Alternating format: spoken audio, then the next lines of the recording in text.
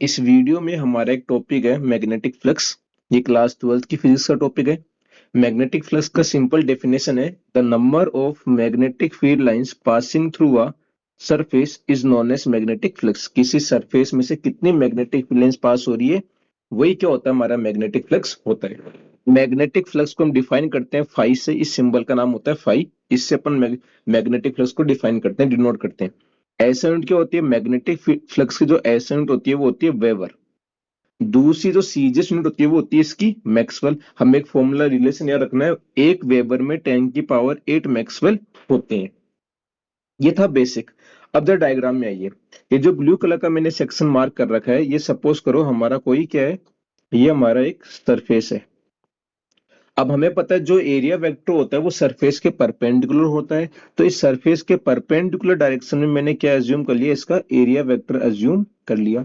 ये जो आपको येलो कलर की लाइंस दिख रही है, ये वाली तीन लाइंस, इनको हमने क्या बोला है? Magnetic field lines. कि ये मैग्नेटिक फील्ड की डायरेक्शन है, कि मैग्नेटिक फील्ड ऐसे सरफेस को क्रॉस कर रही है।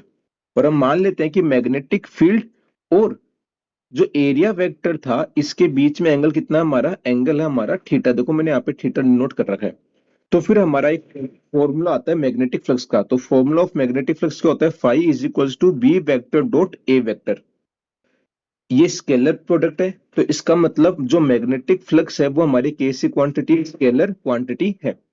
जैसे आप डॉट को हटाओगे तो यहाँ पे कोस थीटा आ जाएगा, तो फाई बराबर हो गया बी ए कोस थीटा। यहाँ पे हमने लिखा है here theta is the angle between magnetic field and area vector के बीच का एंगल है। अब दो केस आते हैं, एक होता है मैक्सिमम और एक होता है मिनिमम फ्लक्स।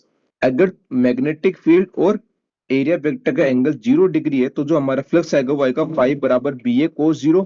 तो फाई आएगा बी ए, ये होगा हमारा मैक्सिमम फ्लक्स। अगर मैग्नेटिक फील्ड और एरिया वेक्टर में एंगल कितना आ रहा है? 90 डिग्री। मतलब कोई भी magnetic field lines area vector के सारी magnetic field lines area vector के परपेंडिकुलर जा रही है। तो इस केस में हम क्या बोलेंगे? जो हमारा फ्लक्स आएगा वो मिनिमम आ गया, क्योंकि इस केस में हमारा फ्लक्स 0 आता है, कोई भी फील्ड लाइन सरफेस से पास नहीं करती है।